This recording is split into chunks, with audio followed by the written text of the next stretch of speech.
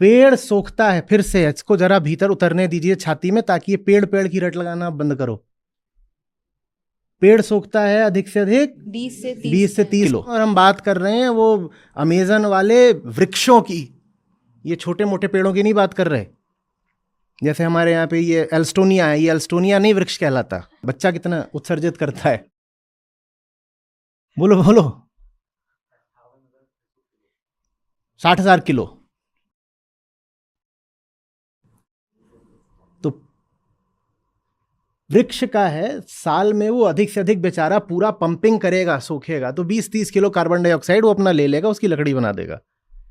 और जो एक इंसान पैदा होता है वो साल में 60,000 किलो कार्बन डाइऑक्साइड एमिट करता है।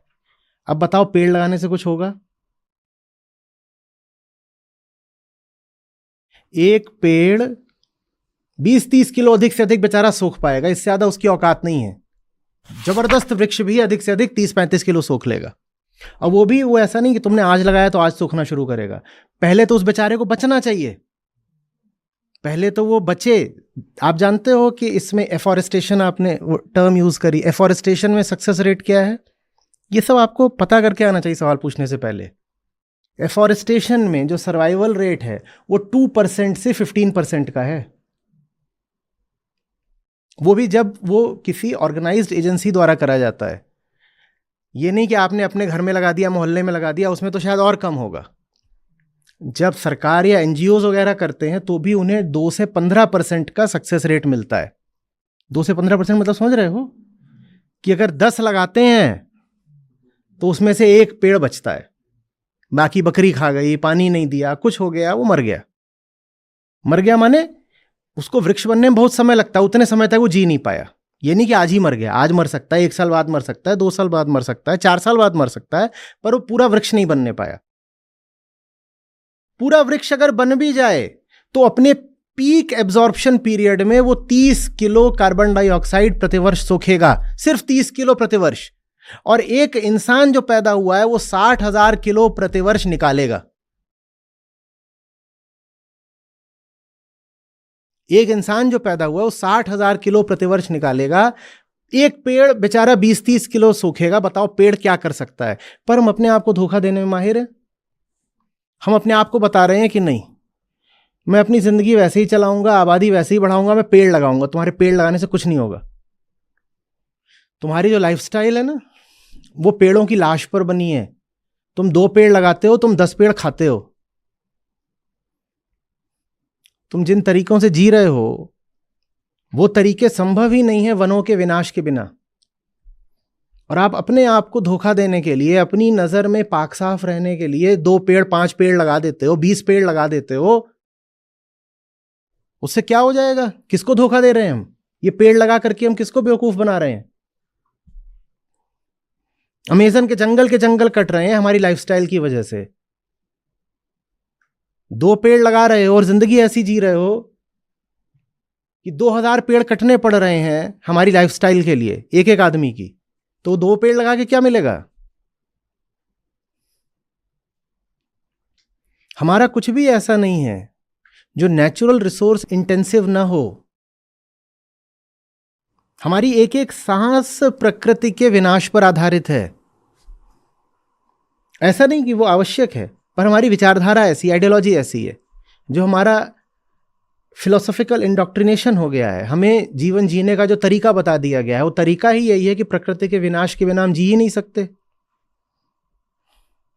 हम प्रकृति के विनाश के बिना जी ही नहीं सकते। तो ये जो पेड़ लगाने वाले डू गुडर्स हैं, मैं उनसे कह रहा हूं कि थोड़ा आंकड़े देख लो, उसके बाद शोर मचाओ कि पेड़ लगाना है, पेड़ लगाना है। पेड़ अगर लगाने हैं तो फिर इतने लगाने पड़ेंगे कि अरबों पेड़ लगाने पड़ेंगे। ये 2-4 पेड़ से नहीं होगा, और अरबों पेड़ लगाने ही नहीं पड़ेंगे। भूलना नहीं कि उनका सर्वाइवल रेट कितना होता है।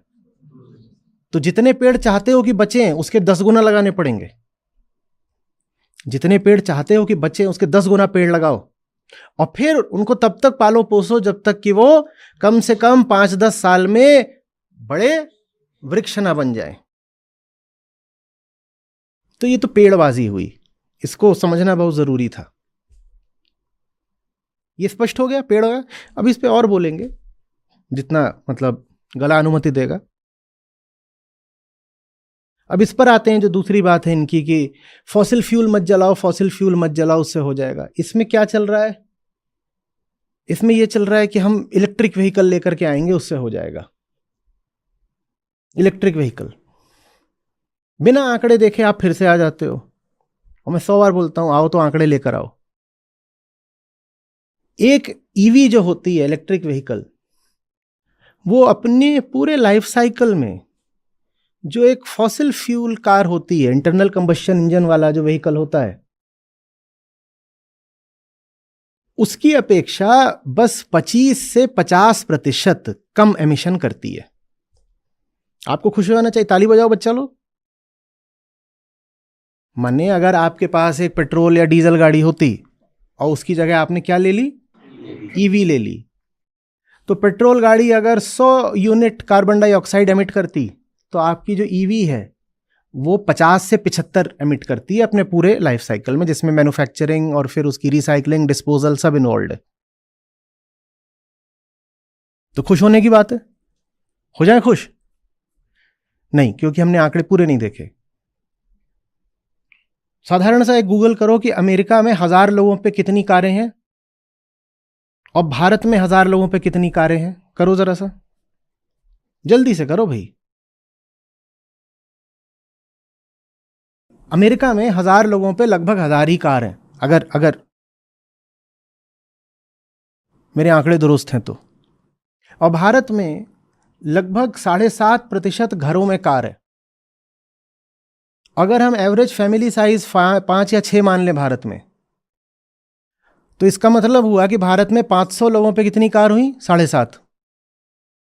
7.5% घरों में कार है, तो 100 में से 7.5, 100 परिवारों में 7.5 कार, 100 परिवार माने 500 लोग, तो 500 लोगों पे 7.5 कार, तो 1000 लोगों पे 15 कार।